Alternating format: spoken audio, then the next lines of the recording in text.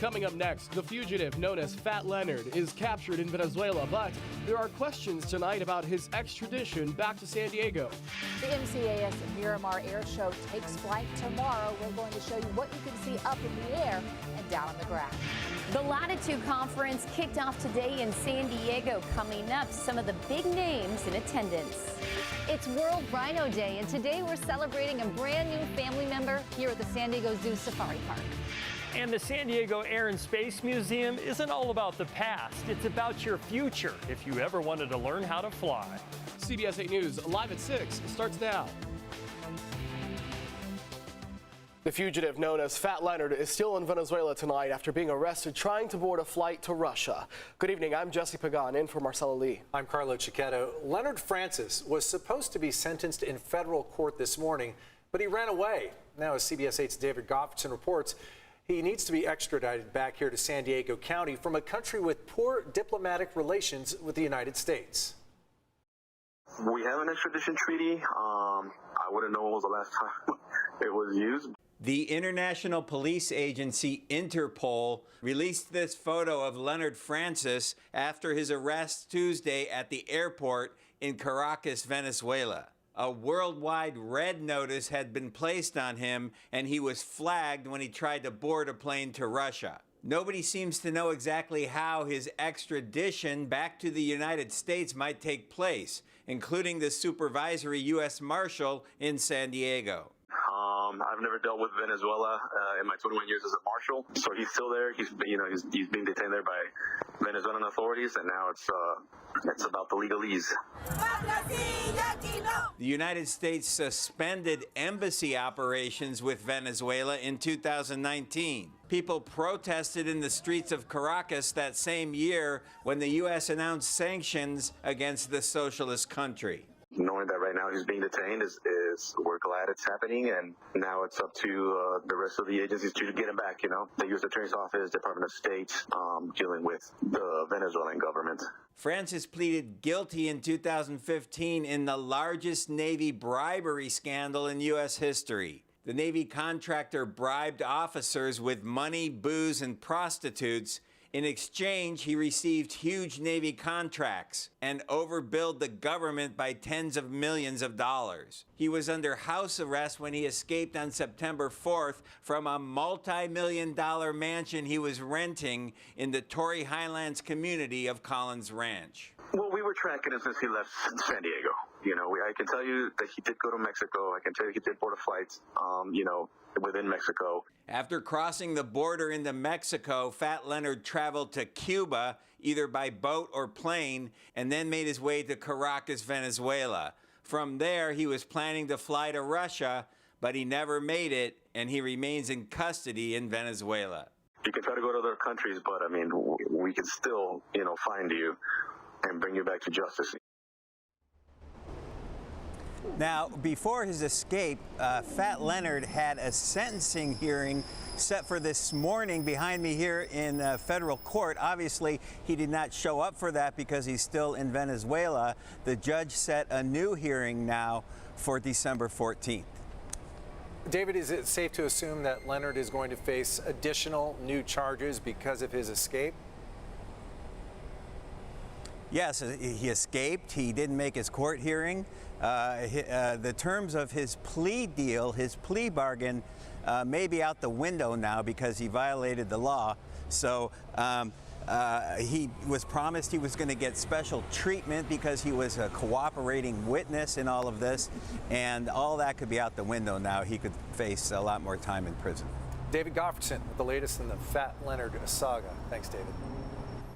It was a big day in the Navy's case against seaman recruit Ryan Mays, the sailor accused of setting fire to the USS Bonhomme Richard in San Diego back in July of 2020. The prosecution's main witness, Kenji Velasco, testified today that he saw Mays walk by him toward the lower vehicle storage area just minutes before the fire began. Defense attorneys were quick to point out that Velasco did not name Mays for several days after the fire had started. They also claim he felt pressure to identify a subject. Prosecutors say they plan to wrap up their case by tomorrow, with the defense beginning its case on Monday. For more on today's testimony, you can go to CBS8.com.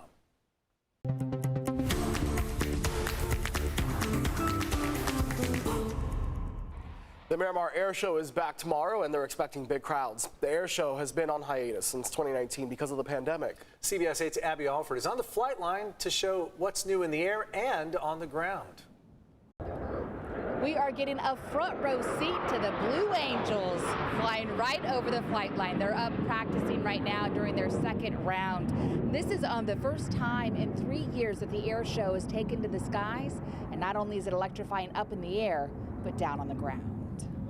This year's theme is Marines Fight, Evolve, Win, which reflects the 2030 Marine Corps Force Design Program and the new era of technology in aviation and on MCAS Miramar. Our advantage in technology is being increasingly challenged, so it's really important that we as a Marine Corps and as a Department of Defense take advantage of the emerging technologies that come from local companies right here in San Diego. Lieutenant Colonel Bob Weingart oversees innovation at MCAS Miramar and says for the first time there's an Innovation Tech Expo in Hangar 3 that will showcase local companies who are researching ways our armed forces can use their technology. From robotics, electric vehicles, some autonomous systems, that things that you're not going to see, you won't see them out on the line here just yet, but coming in the future, and the things that we're looking to leverage. Weingart says MCAS also partners with local universities on technology innovation. Right now, they have 5G mobile network, a living lab per se that will make way for autonomous vehicles. Probably not so much on the flight line side, but to help move Marines back and forth on the base. Marines who live in the barracks and have to come down to the flight line and back to the chow hall every day. Also new this year, coming back with brand new jets, brand new C-130J.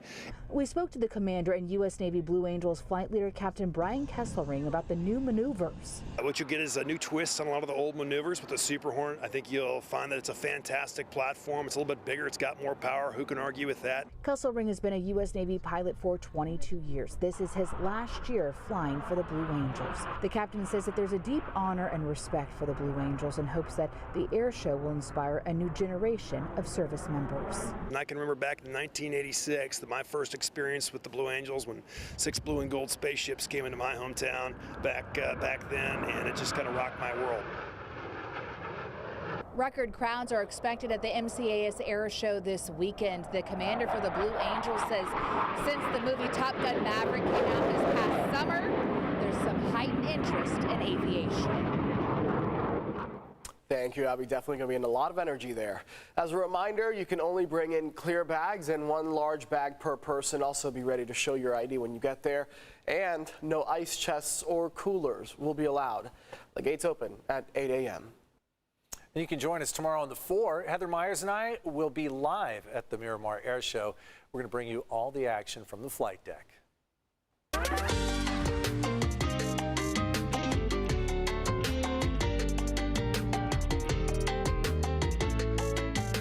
There are some big names in town this weekend for the Latitude Conference, which kicked off this morning at the Manchester Grand Hyatt downtown. The 4-day event gives Latino professionals a chance to network and share ideas, drawing celebrities, entrepreneurs, and business leaders from all over. CBS 8's Shannon Handy was there today. Latitude is celebrating its 5th year. Since it started in 2018, it's more than doubled in size. Here you'll find people from all types of industries, including some you may know. A couple of the big names this weekend, former President Barack Obama and superstar Gloria Estefan. That became a bit of the magic of the set. Gloria Estefan and her husband Amelia were part of a panel at the Latitude Conference Thursday discussing her HBO Max movie, Father of the Bride. Following her appearance, people flooded the stage in hopes of snapping a picture with the Cuban superstar. She's one of several high-profile guests appearing at the 4-day conference, which highlights the contributions of Latinos in America. If Latinos in the United States were an economy, they would be producing $2.8 trillion of the GDP. Ana Valdez is president of the Latino Donor Collaborative, a nonprofit that provides data as it relates to the impact Latinos have.